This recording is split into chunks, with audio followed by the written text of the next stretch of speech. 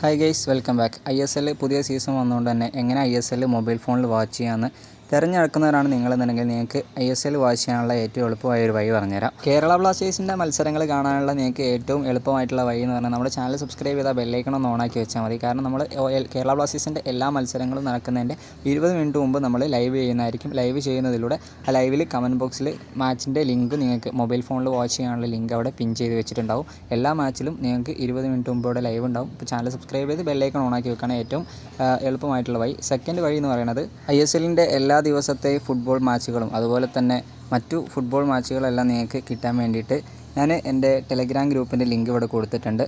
ഡിസ്ക്രിപ്ഷനിലും comment ബോക്സിലും Telegram ഗ്രൂപ്പിൻ്റെ link ഉണ്ടാവും.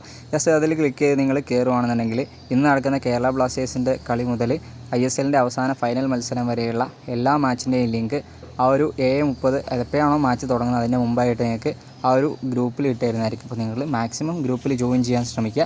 ഗ്രൂപ്പിൻ്റെ ലിങ്ക് കമൻറ്റ് ബോക്സിലും അതുപോലെ തന്നെ ഡിസ്ക്രിപ്ഷനിലും ഉണ്ട്. ഓക്കെ, ഈ ഒരു ഗ്രൂപ്പിലൂടെ നമ്മൾ ഗിവ് അവേസും കാര്യങ്ങളൊക്കെ പ്ലാൻ ചെയ്യുന്നുണ്ട്. നല്ല രീതിക്ക് ഗ്രൂപ്പിൽ മെമ്പേഴ്സ് ആവുകയാണെന്നുണ്ടെങ്കിൽ ഒരു ടാർഗറ്റ് വെച്ചിട്ട് ആ ടാർഗറ്റ് കൗണ്ടിൽ മെമ്പേഴ്സ് വരികയാണെന്നുണ്ടെങ്കിൽ നമ്മൾ ഗ്രൂപ്പിൽ ഉറപ്പായിട്ടും ഗിവ് അവേസും കാര്യങ്ങളൊക്കെ നടത്തുന്നതായിരിക്കും. മാക്സിമം എല്ലാവരും ഗ്രൂപ്പിൽ ജോയിൻ ചെയ്യാൻ ശ്രമിക്കുക. അതുപോലെ തന്നെ നിങ്ങളുടെ ഫ്രണ്ട്സിലോട്ടൊക്കെ മാക്സിമം ഈ വീഡിയോ ഒന്ന് ഷെയർ ചെയ്യുക. വീഡിയോ ലൈക്ക് അടിച്ചില്ലെങ്കിൽ ജസ്റ്റ് ലൈക്ക് അടിക്കുക. ചാനൽ സബ്സ്ക്രൈബ് ചെയ്തില്ലെങ്കിൽ സബ്സ്ക്രൈബ് ചെയ്താൽ ബെല്ലൈക്കൺ ഓണാക്കാൻ മറക്കല്ലേ.